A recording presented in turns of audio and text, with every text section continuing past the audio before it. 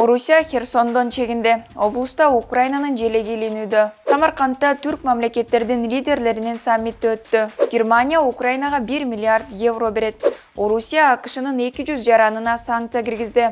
Арасында Байдендин туугандары да бар. Иранда белгилүү актриса жоолуксуз сүрөтүн жарыялады. Армиядан ажал тапкан дагы бир жоокер жерге берилди.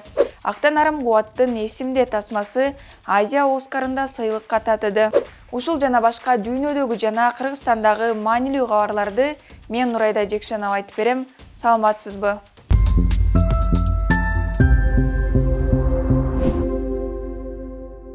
11 ноябрда Украина аскерлери Орусия чегингенден кийин Херсон облусуна киришти. Херсон март айынан тарта оккупацияда болгон. Кубанычы койнуна батпаган украиналыктар борбордук аянтта жеңиш ураандарын айтып, ырдап, бийлеп, кол чабышты.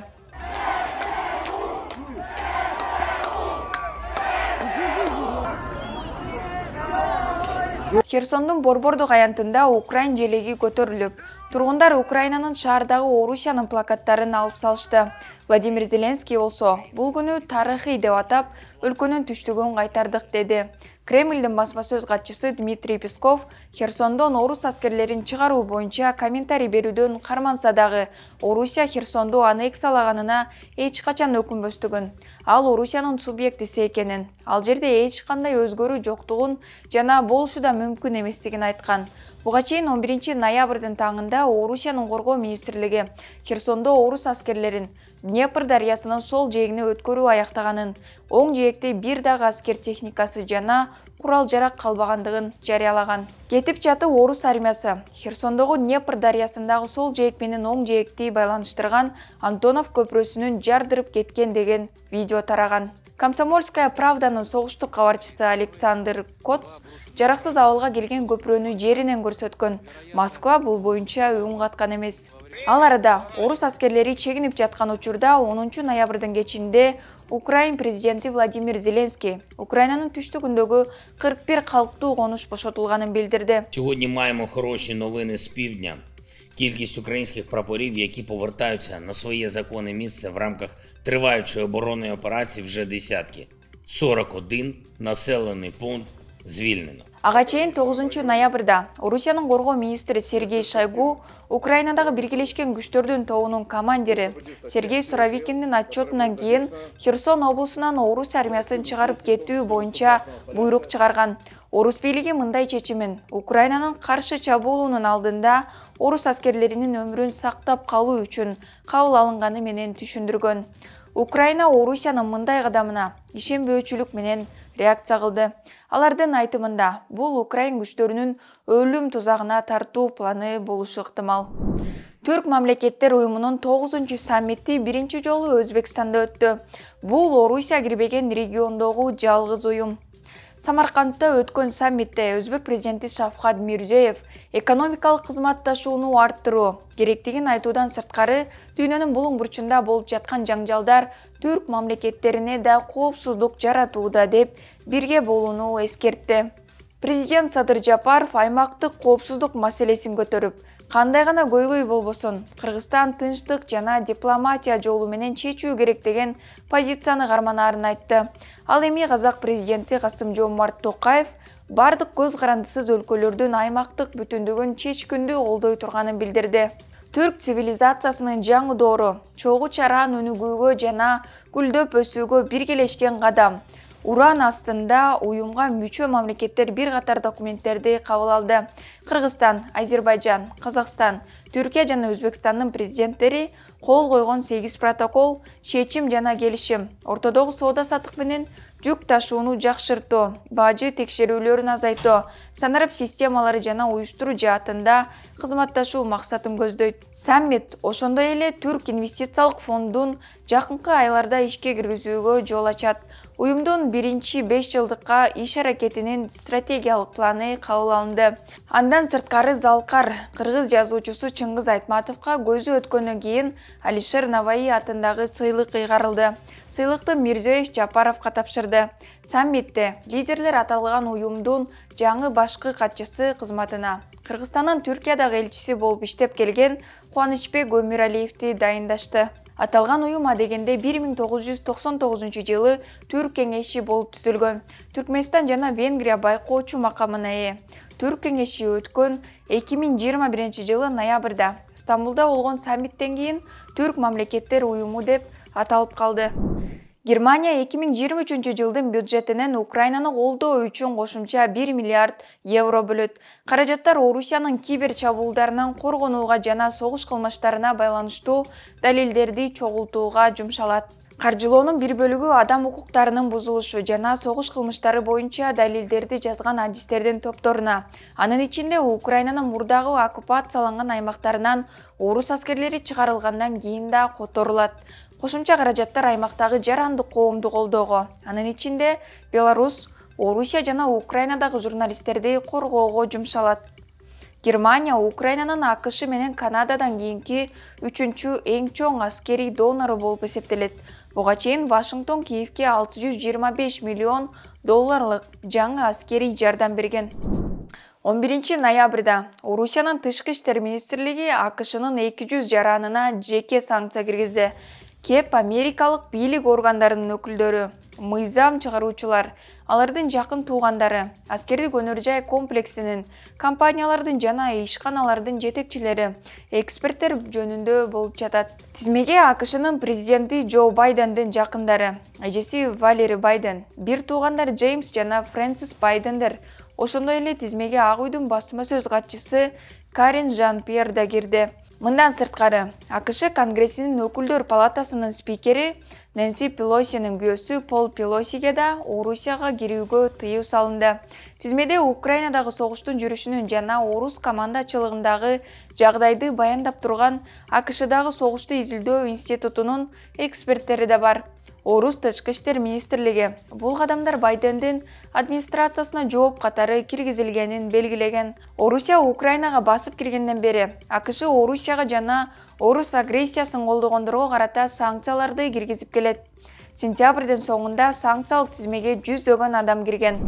Белгилүү ирандык актриса Таранэ Алидусти Ирандагы аялдар үчүн милдеттүү болгон жоолугун чечкен сүрөтүн социалдык тармактарга жарыялады. Ал өлкөдө болуп жаткан нааразычылык акцияларга тилектештик билдирип, сүрөтүнүн алдына аял, жашоо, эркиндик деп жазган. Алидусти Ирандагы эң белгилүү актриса. Ал режиссер Асгар Фархадинин Оскар сыйлыгына татыган Коми Voyager тасмасында башкы ролду аткарган.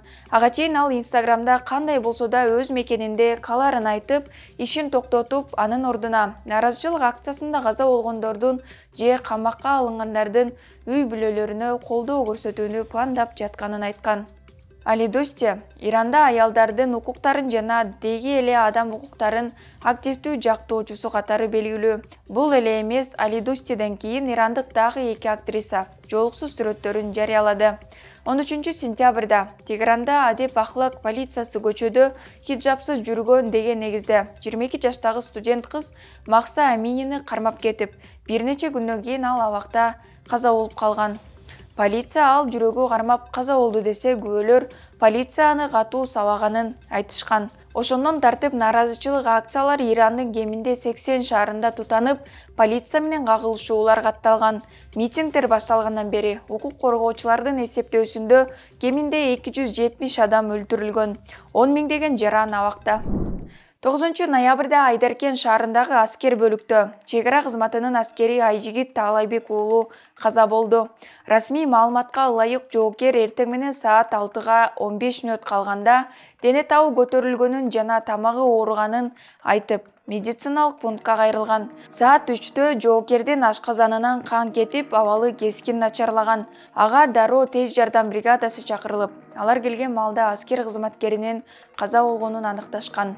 Маркумдун ата-энеси жана бир туугандары Айжигиттин ден соолугуна байланыштуу каза болду дегенге ишенишпейт.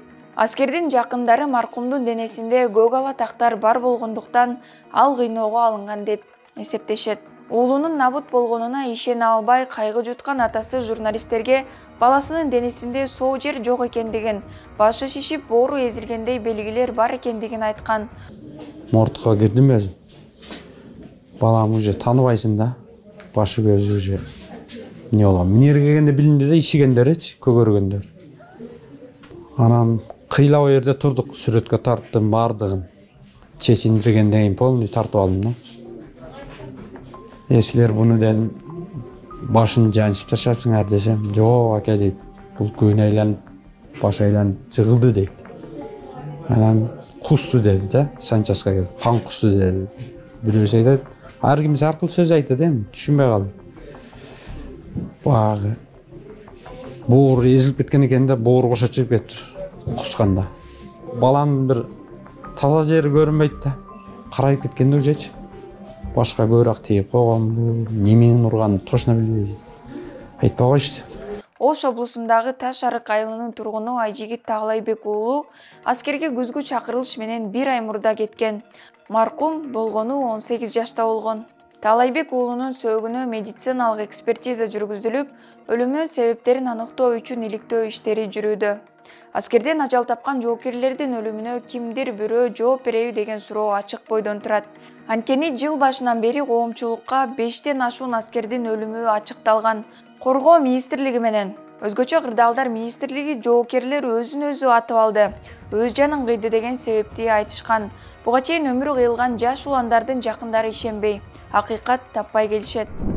11 ноябрда Төлөмүш Океев атындагы Кыргыз фильм киностудиясында режиссер Актан Арым Кубаттын эсимде тасмасы Азия Оскар кинофестивалында Калыстар тобунун башкы байгесин жеңди. Бул тасмада эс тутумунан ажыраган карыянын бөтөн жерде 23 жыл жашап, мекенине кайтып келгени баяндалат.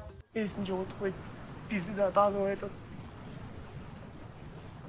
Да. Бул сиз жаныңардагы апам. Умсунай. Чын апам неге биздикине келбей калды? Атама келип учурашпасаңыз жакшы болмок. Кантип барам? Кайсы бетим менен? Ал тиги келесо күйөөсүнө кетип калса, элге журтка өзүң эле шермендеп отурсуң. Карайын, каргы шалгырлар нерсе? Мен силерге азыр, Итти айдактаймын азыр. Кубат сырга жок. Эч жерде таппадым. Атам да жок. Ата, элге уят болобуз, элге уят болобуз. Сыйлык тапшыруу аземи Австралиянын Голд Кост шаарында өттү.